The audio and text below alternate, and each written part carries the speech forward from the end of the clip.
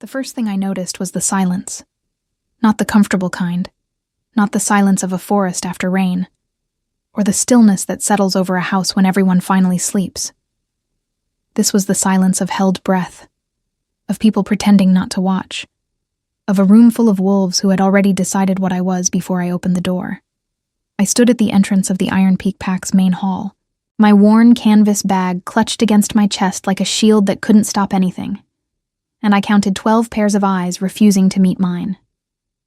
The Omega workers moving through the corridor suddenly found urgent business in the opposite direction. A senior she-wolf with a clipboard paused mid-step, looked me over from my scuffed boots to my pale blonde hair, tied back because I'd learned not to draw attention to anything, and then turned away with something caught between pity and relief. Relief, I realized. Because it wasn't her walking through that door. It was me. My name is Daisy. And 3 weeks ago, my pack rejected me. Not metaphorically, not emotionally. Formally, publicly, in front of 63 witnesses, my alpha stood before the pack circle and severed the bond. He didn't look at me when he said the words. None of them did, except Cole, my cousin, my closest friend since childhood, who watched from the back with his jaw so tight I thought it might crack. But he didn't speak. None of them spoke for me.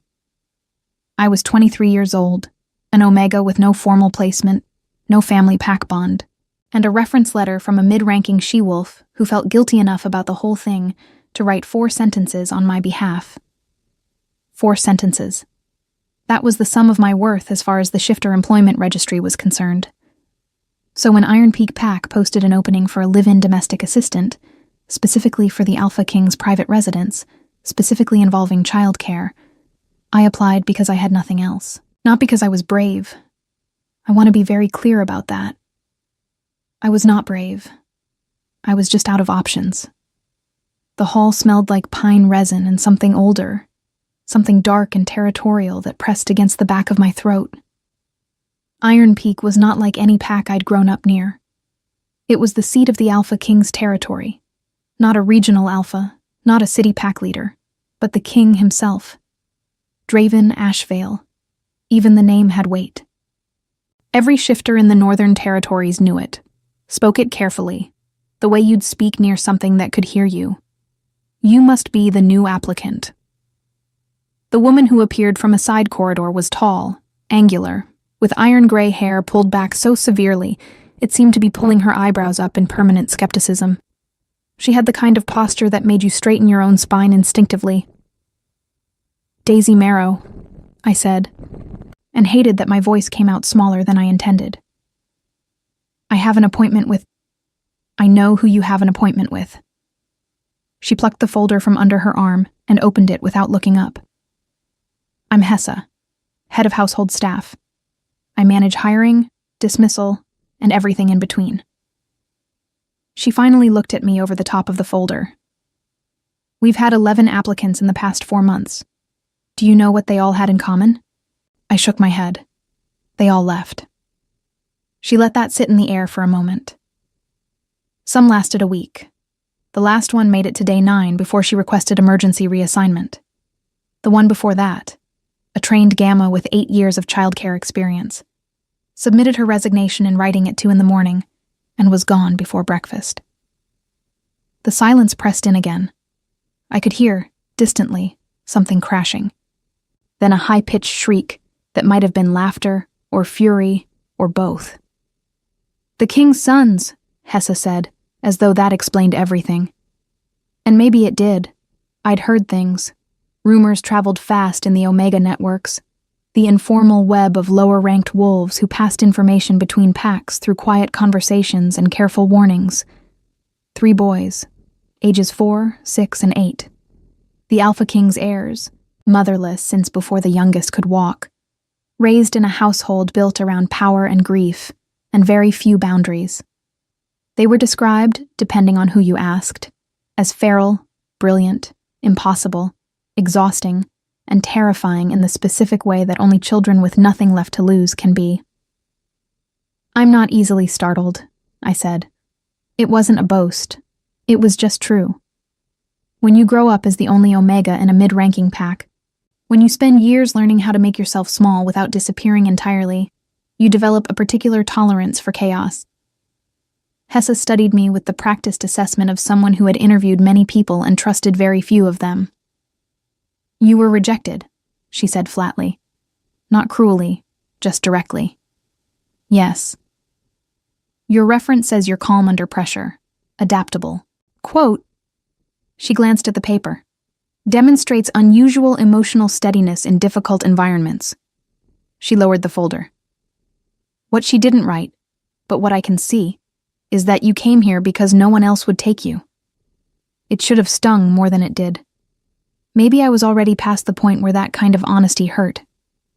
"Yes," I said again, "but that doesn't mean I'll run." Something shifted in Hesse's expression. Not warmth, exactly. More like the faint recalibration of someone adjusting an estimate upward by the smallest fraction. "The position is room and board, plus stipend," she said, closing the folder.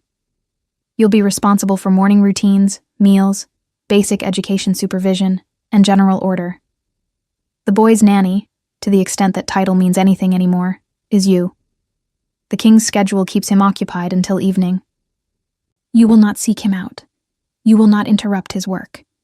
You will handle whatever arises during the day independently." "Understood," I said. "Come." She led me through the hall and up a wide stone staircase, past walls hung with old pack crests and the quiet weight of history. The crashing sound grew louder. And then, as we turned down a corridor on the second floor, I heard it clearly. A voice, young and furious. I said, "I don't want a new one." Something heavy struck a door from the inside. The wall actually shuddered. Hesse didn't flinch. I didn't either, though my heartbeat did something complicated. She stopped before the door at the end of the corridor and looked at me one last time. "The oldest is Roan, 8 years old. He's the one you need to watch. Intelligent, territorial, deeply suspicious of strangers. The middle one is Finn, 6, and the most unpredictable. The youngest is Soren, 4. He doesn't speak to new people." She paused. "He doesn't speak at all, actually. Hasn't in nearly a year. The staff have been told not to make an issue of it." I absorbed that quietly. "One more thing," Hesse said, and her voice dropped just slightly, carrying something I hadn't heard in it before. Something careful. "The king is in a difficult season. He leads this territory in 12 allied packs. He carries it alone. His sons carry it in their own way.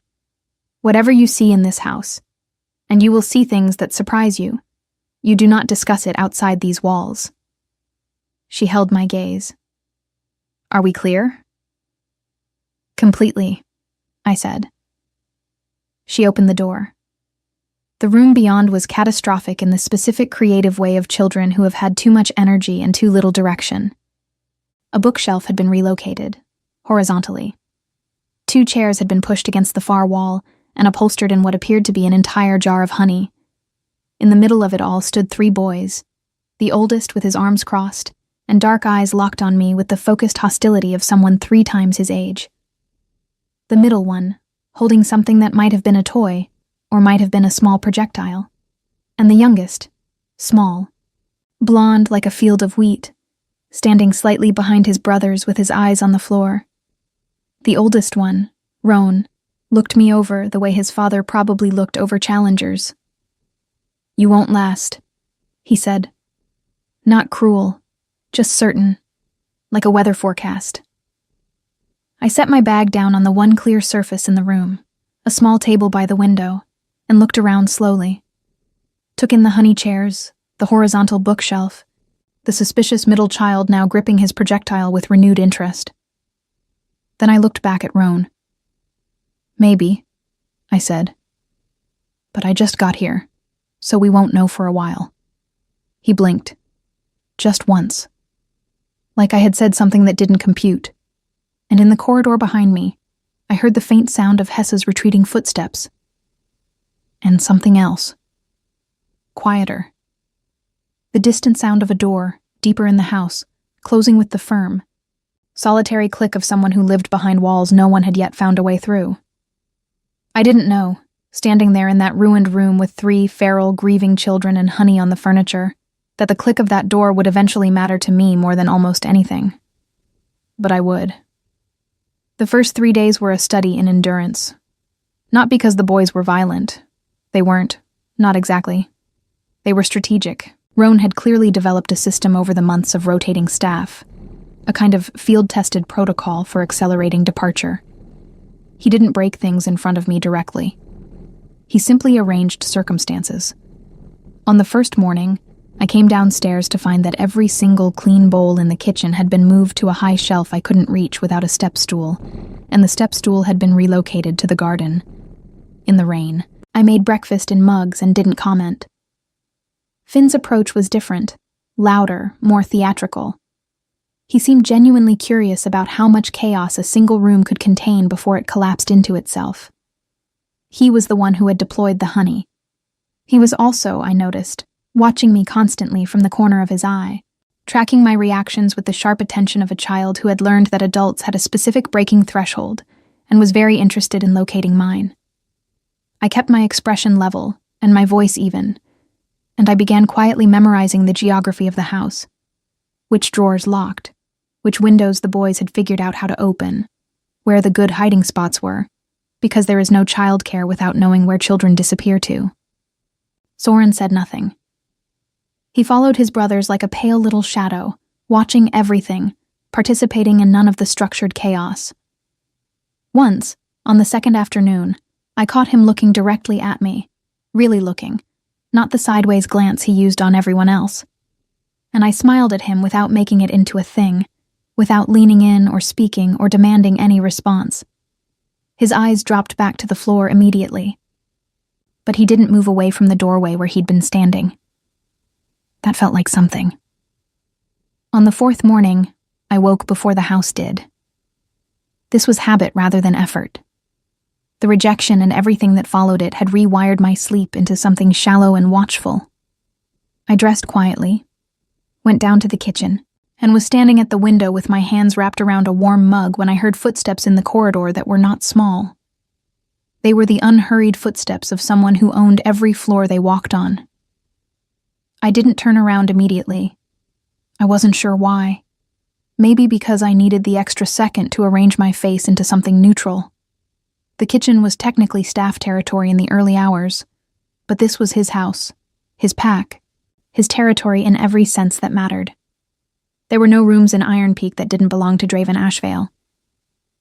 "You're still here," he said.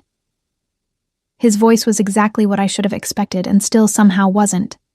Low, unhurried, with the particular texture of someone who chose every word with care and wasted none of them.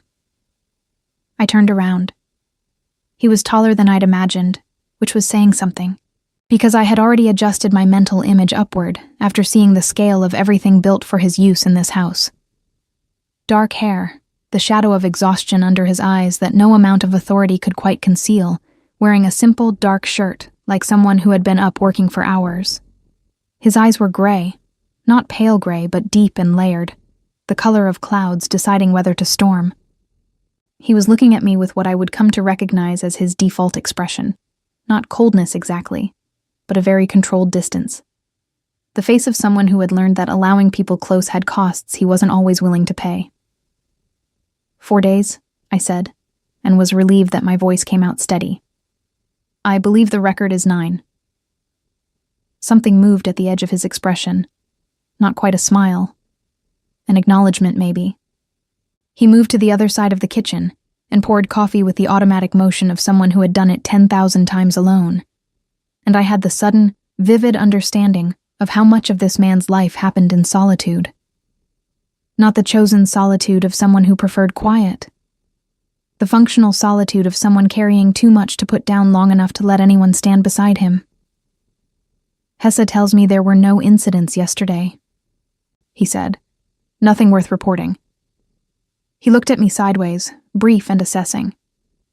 Finn moved the furniture in the study. "He moved it back," I said. "After we discussed how rearranging someone else's space without asking is a form of claiming territory, which is a very adult behavior for someone who still sleeps with a stuffed bear. This time, the movement at the edge of his expression went slightly further.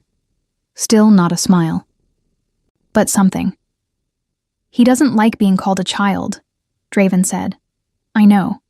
That's why I framed it as a compliment to his instincts and a suggestion about channeling them. I paused. He responded well to being treated like someone capable of making a good choice instead of just being told not to make a bad one. The silence that followed had a different quality than the silences I'd encountered in this house so far. Those had been loaded, with suspicion, with waiting, with the specific weight of children daring you to flinch. This one was more like the silence of someone actually listening. Roan, he said, after a moment. Just the name. Is grieving, I said quietly, and managing it the only way he knows how, which is by controlling his environment and testing the loyalty of anyone new before they can leave first. Draven was very still. I realized, a half second after the words left my mouth, that I had said something that cut closer than I intended. The parallel was not subtle. A boy who pushed people away before they could abandon him. And a father who had built an entire architecture of distance for what were probably the same reasons. I'm not a therapist, I added carefully. I've had practice reading rooms. He looked at me then, fully, directly, in a way that felt different from the assessing glance of before. There was something in it that I couldn't name yet, something that sat beneath the controlled distance like a current beneath ice. Where were you before this? He asked. Fern Hollow Pack, I said. Northern Territory, mid-range. I kept my voice neutral. I was released from the pack bond 3 weeks ago. Released. The polite word. The word that didn't require explanation or pity. His expression didn't change, but something in the air did. A faint shift, like a recalibration. Alpha Kings know pack law better than anyone. He knew exactly what released from the bond meant, and what it didn't mean, and what it cost. He didn't offer sympathy. I was grateful for that. My sons have not had consistency, he said, and the words came out with the careful evenness of someone making an admission they didn't make often. The staff who came before, they left because the boys made it difficult, but also because this house makes it difficult. He seemed to consider whether to continue. I am not an easy presence. No, I agreed, honestly, but you're not meant to be easy. You're meant to be stable. He looked at me again with that unreadable, layered expression. That's an interesting distinction, he said. Your sons don't need easy, I said. Easy left. Easy didn't come back. What they need is someone who stays because they decide to, not because it costs them nothing. The kitchen was very quiet. Outside the window, the early light was just beginning to change the color of the sky over the tree line, pale gold pressing through the gray. Draven finished his coffee, set the cup down with the clean precision of someone who never made unnecessary movements. I have council today, he said, then a border meeting this evening. I won't be at dinner. I'll tell them, I said. He was almost at the door when I heard it. The soft sound of small feet on the staircase, careful and slow. We both turned. Soren stood in the kitchen doorway in his pajamas, pale hair mussed from sleep, a worn fabric rabbit hanging from one hand. He looked at me first. Then he looked at his father. Something passed over Draven's face so quickly I almost missed it. A fracture in the controlled surface, a flash of something enormous and unguarded. He crossed the kitchen in 3 steps and crouched down to his youngest son's level, and the shift was so complete and so sudden that it felt like watching a different person inhabit the same body. Hey, little one, he said, voice lower, softer. Early morning. Soren didn't speak, but he leaned forward and pressed his forehead against his father's shoulder for exactly 4 seconds. I counted them without meaning to, and then stepped back and looked at me with those quiet eyes, and then at the counter where I'd left a bowl of fruit out the night before, because I had noticed he picked at it when he thought no one was watching. He walked to the counter, took a piece, sat down at the kitchen table. Drevin stood slowly, his back to me for a moment, and I looked away to give him the privacy of whatever that 4 seconds had cost him. When he turned around, the distance was back in place. But it fit differently now, like a coat he was choosing to wear, rather than a wall that had always been there. "Good morning," I said to Soren, as lightly as if we were old friends sharing a Tuesday. He looked at his fruit, but the corner of his mouth did something small and involuntary. That, I thought, that was the thing to follow. I just didn't know yet that following it would lead me somewhere I hadn't thought to protect myself from. 2 weeks passed the way difficult things sometimes do. Not quickly, but with a kind of momentum that made you look up one morning and realize you were somewhere different than where you'd started. The honey incident was not repeated. This was not because Finn had lost interest in chaos. He hadn't, not remotely. But because I had, somewhere in the second week, made a tactical decision to stop treating the chaos as something to be contained and start treating it as something to be redirected. Finn had extraordinary energy and a mind that ran about 4 steps ahead of most conversations. What he lacked was anyone who could keep up with him long enough to make the keeping up feel worth something.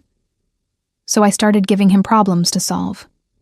Not homework, not structured lessons with worksheets and consequences. Problems. Real ones.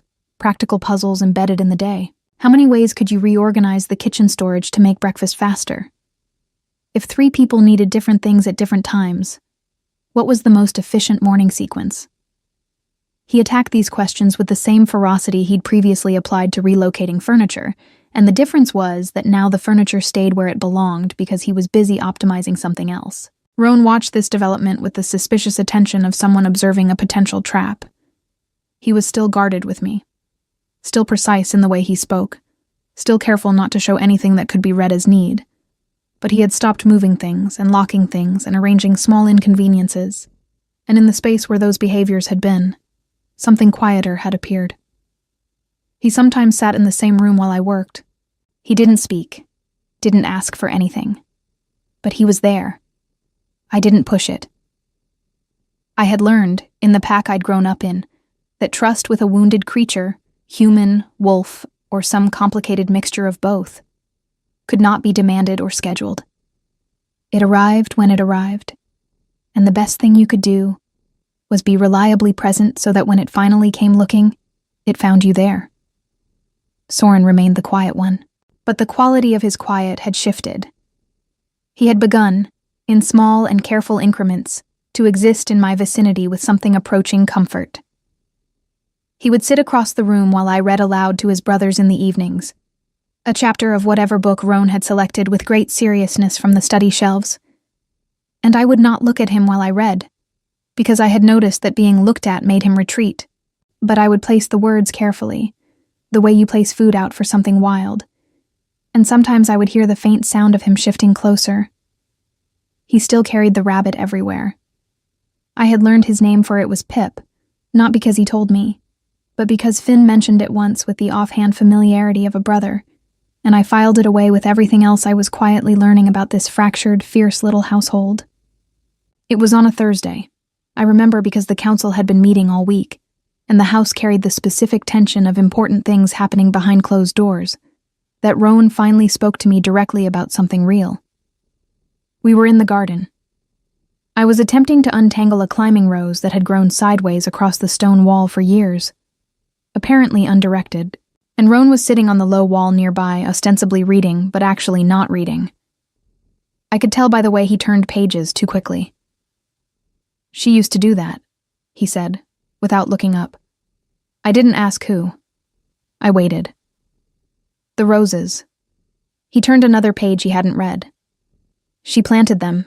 She liked making things grow in places they weren't supposed to." The air was very still. I kept my hands moving carefully among the branches. "That sounds like someone who wasn't interested in being told what was possible," I said quietly. Roan was silent for a moment. She wasn't. He finally lowered the book, though he kept his eyes on the middle distance rather than me. "She died when Soren was 1. Finn barely remembers her. I remember enough." He said it with the terrible composure of an 8-year-old who had practiced that sentence until it stopped breaking his voice. Soren stopped talking after. The doctor said it was a grief response, that it would pass. He paused. It's been almost 3 years. I set down the clippers and sat on the low wall a few feet from him, not close enough to crowd him, just present. Roan, I said, can I tell you something that I think is true, even though it might not feel good? He looked at me sideways, cautious. Soren talks, I said. Not with words right now, but he talks. He's been talking to me for 2 weeks, with where he sits, and what he picks up, and what he puts back down, and whether his shoulders drop when I walk into the room. I kept my voice even, factual. He's not silent. He's just waiting until the words feel safe again. Roan stared at me for a long moment with those dark, ancient eyes. How do you make words feel safe? He asked. You stop making them necessary, I said. You just stay. And eventually the silence isn't about keeping things in anymore. It becomes about choosing when to let them out. The garden was quiet around us. Somewhere in the house I could hear Finn explaining something at great volume to no one in particular. A cloud moved across the sun and then moved away. Roan picked up his book again, but he didn't open it. The others left because of us, he said, and it wasn't a question. The others left because this is a hard place, I said honestly. And hard places ask a lot of people. Some people have more to give than others right now. Why do you stay? I looked at the rose bush, the sideways growing one, stubbornly alive against the stone wall. Because I don't have anywhere easier to be, I said, and because I think you're worth the difficulty. He didn't respond to that. But when I stood and picked up the clippers again, he moved his book to his lap and started actually reading it. And when Finn eventually exploded out of the back door to tell us about a logistical revelation he'd had about the kitchen pantry, Roan looked up and said, with the weary authority of an older brother, Daisy is working, Finn, which was, I realized, the first time he had used my name. That evening, Draven came to dinner. It was unexpected. He'd been absent from the table all week, eating at his desk or in the council room, and the boys had adapted to his absence with the practiced ease of children long accustomed to it. I had said nothing about it, made no commentary, simply kept the evening steady and the table set with enough warmth to offset the empty chair. But that Thursday, he appeared in the dining room doorway at exactly the hour dinner was served, still wearing the dark formal jacket from council meetings, and Finn immediately stood up on his chair. Not because he'd been taught to, simply because his body's response to excitement was always vertical.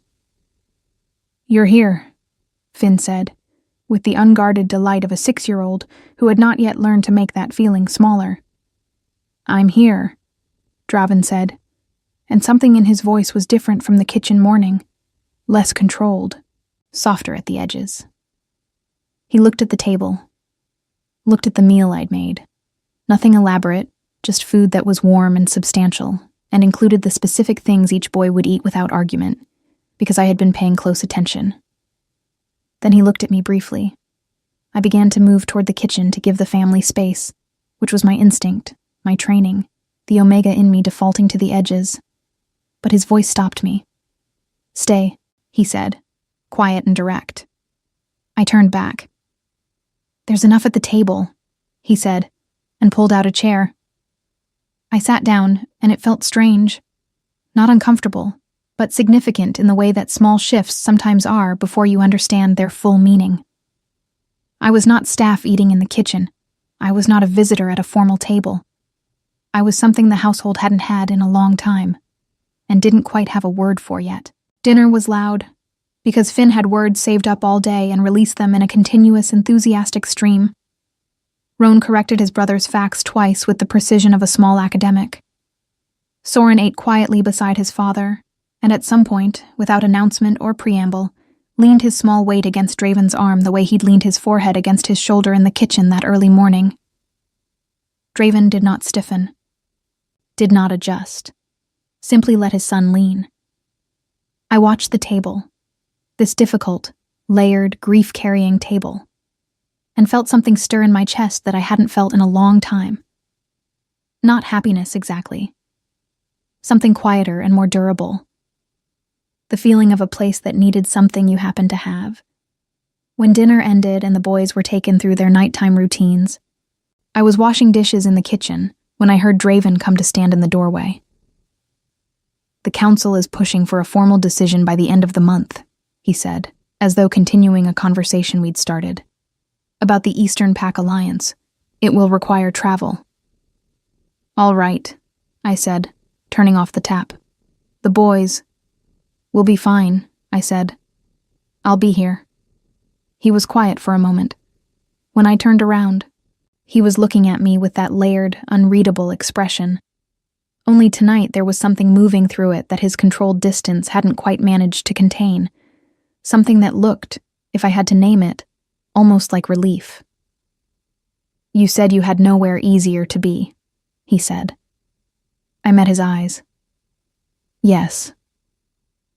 "I want you to know," he said carefully, as though weighing each word before releasing it, "that this place, I understand it asks a great deal." "It does," I agreed. "And He stopped, started again. "I notice what you're doing here, Daisy. For them."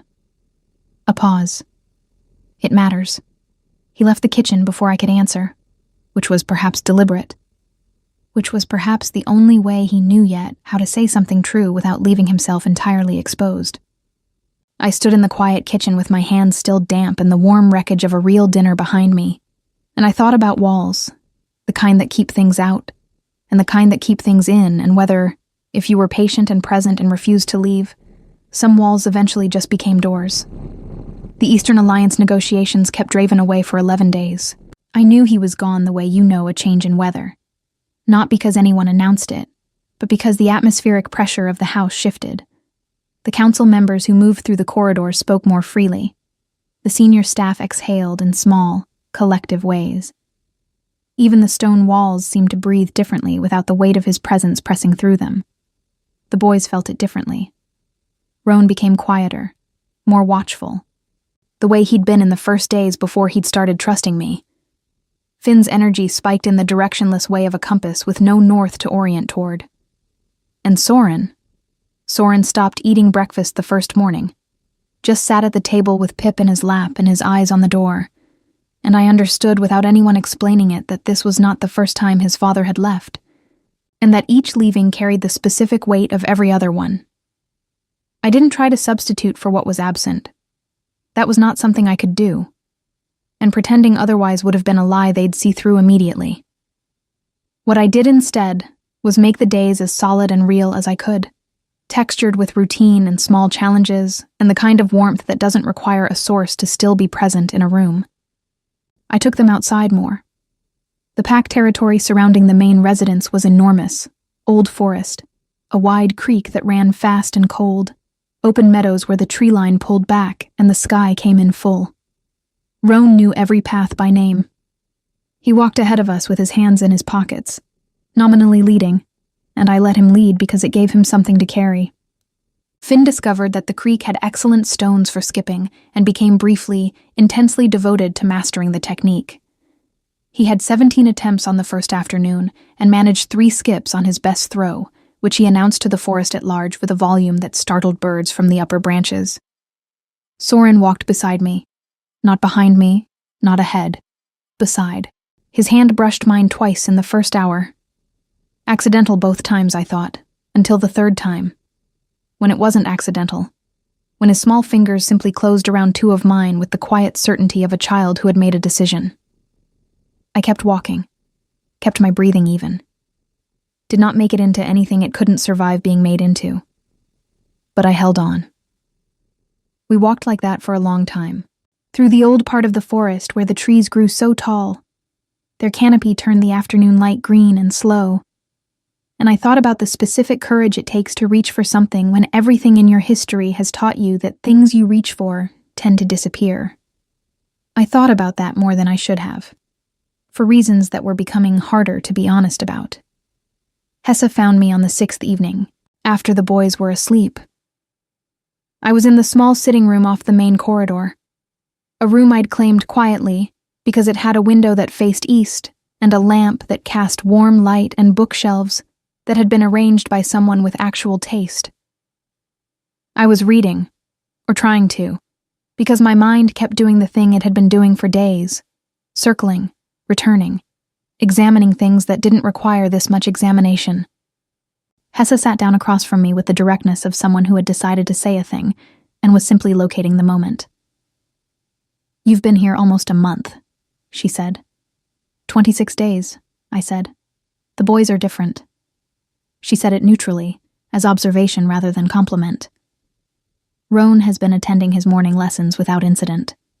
Finn reorganized the pantry in a way that is genuinely more efficient, which I would never admit to him directly. And Soren. She paused. Soren sat with me yesterday afternoon. He's never done that. I looked up from my book. He's beginning to feel safe, I said carefully. Hessa was quiet for a moment, her hands folded in her lap, her expression carrying the careful weight of someone about to say something they'd been considering for a while. "The king asked about you," she said. "From the Eastern Territory. He sent a communication regarding the household and asked specifically how the arrangement was proceeding." I kept my expression neutral. "That's reasonable. He's responsible for his sons." "He asked about you," Hessa repeated, with a slight emphasis that made the sentence mean something different the second time. I looked back at my book. "What did you tell him?" "The truth," she said. "That you were managing well, that the boys had responded to you in ways they hadn't responded to previous staff." She paused. "That you seemed to have no intention of leaving." The lamp flickered slightly in a draft from somewhere.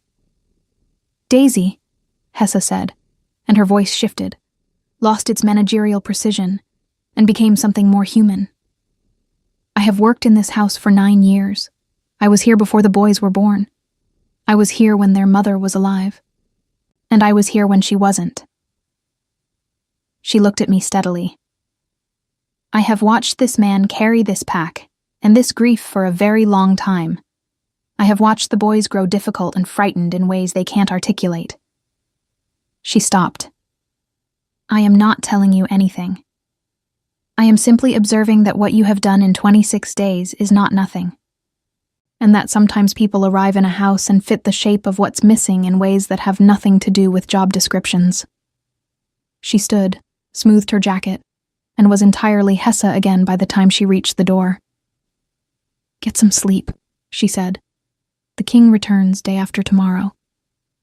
He came back on a gray afternoon, when the sky was pressing low, and the wind had the metallic edge of incoming rain. I knew he'd arrived before I heard anything. The house changed again, the pressure returning, and I felt it in my chest before I consciously registered it. A shift like the moment before a held breath is released. I was in the upstairs corridor when I heard the main door, heard Finn's immediate thundering descent of the staircase, heard Rowan's more measured footsteps following.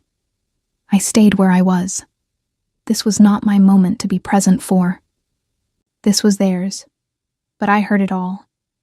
Finn's torrent of words, Rowan's careful, dignified greeting that cracked slightly at the edges, the low murmur of Draven's voice responding to both of them with a patience and warmth he didn't display in any other context.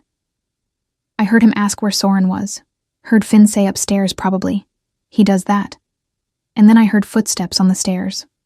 Not the boy's footsteps. He appeared at the top of the staircase and found me in the corridor, and we looked at each other across 20 feet of quiet hallway, with the particular awareness of two people who had been in each other's thoughts, in an absence neither had fully accounted for. "You're back," I said, and immediately understood why he'd said that to me that first morning in the kitchen. Sometimes the simple things are all you have. "I'm back," he said. He looked tired. Not the surface-level tired of someone who hadn't slept, though that too, but the deeper kind. The tired of someone who had been performing strength for 11 days in front of people who needed to believe in it, and had now walked back into the one place where that performance wasn't required of him. "Soren," he said. Just the name, quiet. "Third door," I said. "He's been going there in the afternoons. It gets the best light." He nodded and moved down the corridor, and I turned to go back downstairs, and then his voice came again behind me. "Daisy." I turned. He was standing at the third door, one hand resting on the frame, looking back at me with that expression. The layered one, the one with the current moving beneath the ice. 11 days had done something to it. The control was still there, but it was sitting differently. The way clothes sit differently on someone who has been through something. "Thank you," he said, "for staying." It was 2 words. It landed like something much heavier. "That's the job," I said lightly, because I didn't know yet what else to do with the weight of it. He looked at me a moment longer. "No," he said, "it isn't." He opened the door and went in, and I heard, before it closed behind him, the sound that would stay with me longer than anything else from those 11 days. A small sound, barely there. Soren's voice. Not words. Not yet. Just a sound. High and soft and unguarded. The particular sound a child makes when the person they've been waiting for finally comes home. I walked down the stairs with my hand on the banister and my eyes on my feet, and I told myself firmly that the feeling in my chest was relief for the boys, and gratitude for a household finding its footing, and absolutely nothing more complicated than that. I was not entirely convincing. That evening after dinner, while Finn described his 17 creek-skipping attempts in exhaustive chronological detail, and Roan corrected the physics of it with a patience I was fairly certain he'd learned by observation, Draven looked across the table at me exactly once, briefly. The way you look at something you're being careful about. But I felt it for the rest of the evening, in the particular way that a single glance from the right person can rearrange the temperature of a room. Outside, the rain finally arrived, heavy and steady against the windows, the kind that settles in for the night, the kind that makes everything inside feel more contained, more deliberate, more chosen. I passed the bread to Finn. I listened to Roan's physics. I watched Soren eat an entire bowl of soup without once checking the door. And I stayed, because it was the only true thing I knew how to do. The night everything shifted began quietly, the way the most consequential nights tend to. It was a Saturday, 5 weeks after I'd arrived, and the Pack's inner council had gathered at Iron Peak for a formal assembly, the kind that filled the lower halls with ranked wolves from 12 allied territories, all of them carrying the specific energy of people who held power, and were accustomed to displaying it. The house smelled different that evening, sharper, more territorial. The kind of gathering that reminded every Omega within its radius of exactly where they stood in the hierarchy of things. I had kept the boys upstairs through most of it. Finn had opinions about this. Roan had accepted it with the pragmatic understanding of someone who knew that certain battles were not worth the cost. Soren had simply stayed close to me, which he did now with a naturalness that no longer felt tentative. Just real. Just his. I had put them all to bed by 9, later than usual because Finn had negotiated an extension based on a technicality in what I'd said the previous Thursday, and I was genuinely impressed enough by the argument to grant it.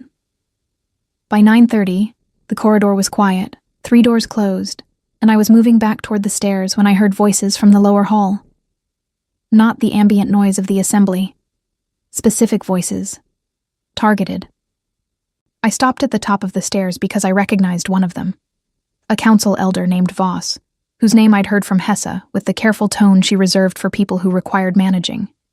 He had a voice that carried, the kind that was used to rooms adjusting around it. "The question of the king's household is a pack matter," Voss was saying.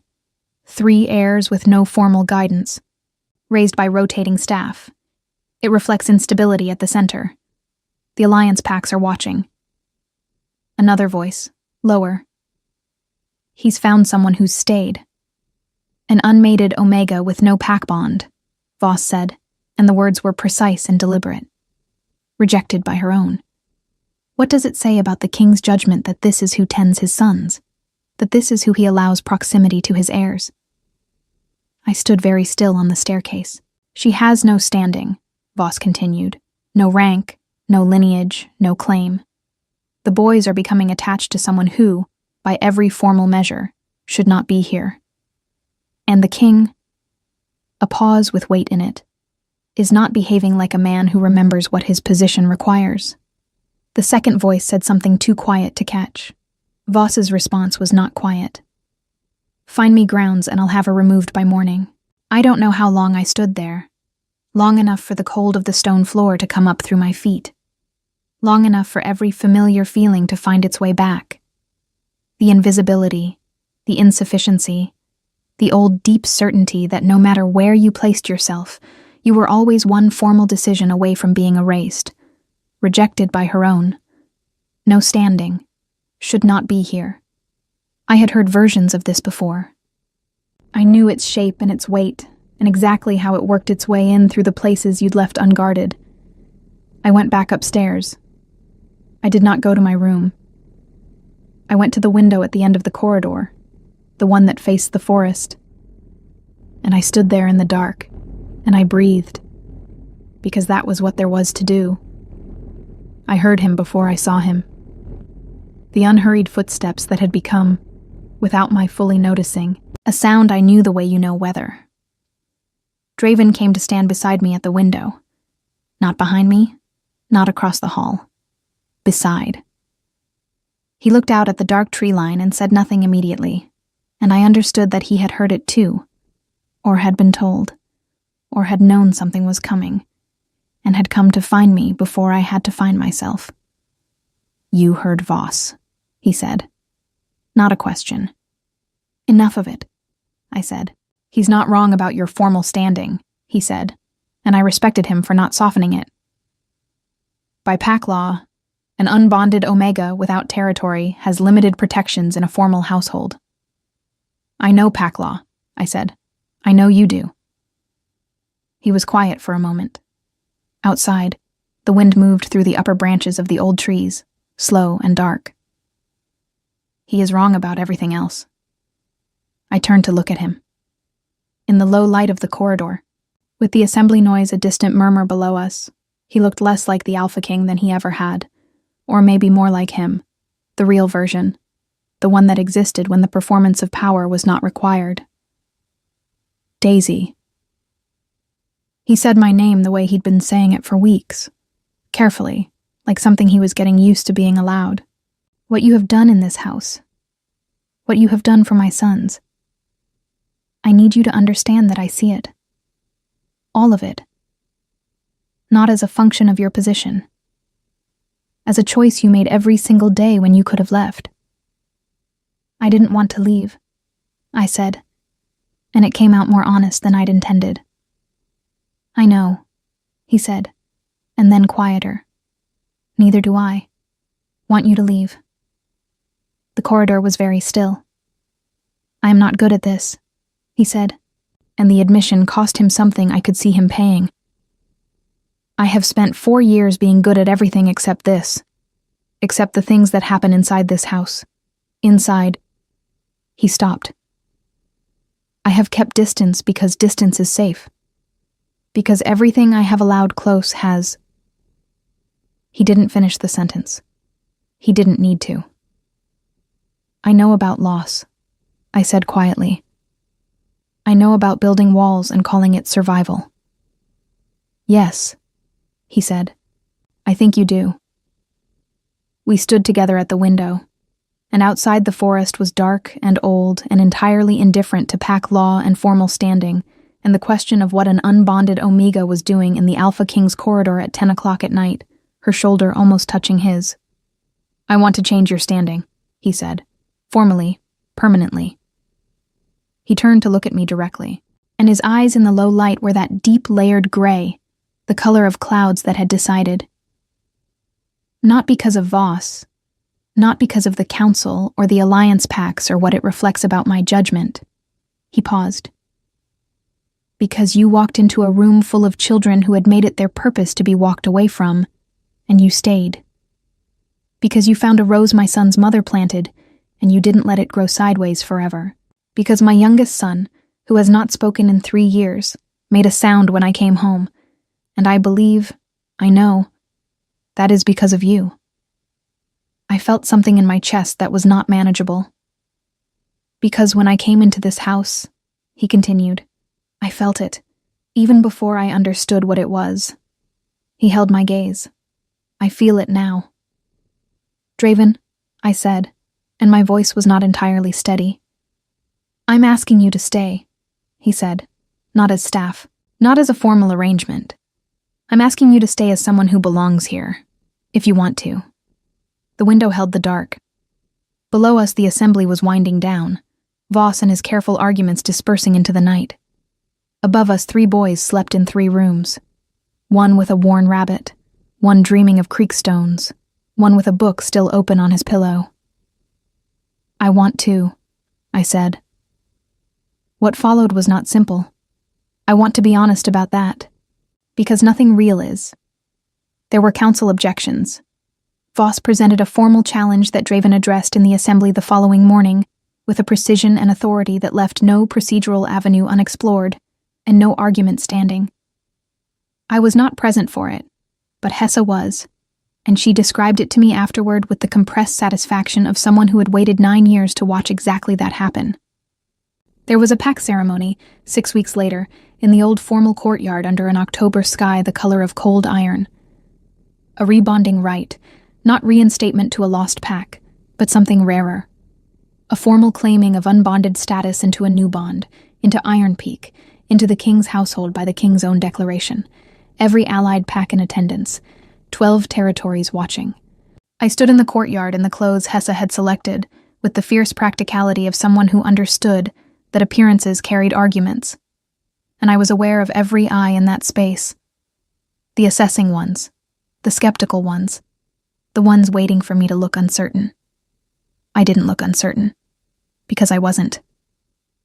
Roan stood to my left, his dark eyes straight ahead, his spine very straight. He had asked, 2 days before the ceremony, if he could stand beside me. He'd asked it with the careful dignity of someone who had thought about it for a long time and decided to be brave. Finn stood to my right, vibrating with barely contained ceremony energy, and I had made him promise 3 specific things about behavior, all of which he honored, though it visibly cost him. Soren stood in front of me. Draven faced us all, and when the formal words were spoken, the declaration, the bond acknowledgement, the pack recognition, Soren turned around and looked up at me with his quiet eyes, and then he opened his mouth. Daisy, he said. 1 word. My name. In a voice like something that had been kept very safe for a very long time, and had finally found the moment to come out. The courtyard was absolutely silent. Finn made a sound that was either a sob or a hiccup, and was probably both. Roan put his hand in mine, quickly, briefly, just a squeeze, and then let go and looked straight ahead again as though it hadn't happened. Hessa, standing at the edge of the courtyard, turned slightly away and found something extremely interesting in the middle distance. Draven looked at his youngest son, and then at me, and the wall was gone. Entirely, completely gone. And what was underneath it was not frightening at all. It was just him, tired and real and present. The man who crouched on kitchen floors and carried things alone, and had kept every feeling at careful distance until something small and stubborn and blonde arrived in a ruined room and simply refused to leave. He reached out and took my hand. We stood in the cold courtyard with 12 territories watching, and it was nothing like the stories I'd grown up with. Not triumphant, not cinematic, not the kind of recognition that arrives with music and grandeur. It was quieter than that. Truer. I was not the girl who had been rejected in front of 63 witnesses. I was not the Omega with no standing, no bond, no formal claim to anything. I was not the version of myself that had walked through Iron Peak's doors with a worn canvas bag and 4 sentences of reference and absolutely nothing to lose. I was Daisy. I was bonded to a pack that had needed exactly what I had. I was standing in a courtyard with a child saying my name for the first time. A boy holding my hand and pretending he hadn't. A king looking at me like I was the thing he'd stopped letting himself look for. I was someone who had stayed. And staying, it turned out, had been the bravest thing I'd ever done. Not because it cost nothing, but because it had cost everything I'd been afraid to spend. The wind came across the courtyard, cold and clean, and somewhere in the old forest, behind the stone walls, the trees moved together in the way old things do when something has finally settled into place. Soren leaned back against my legs, warm and solid and present, and I held on.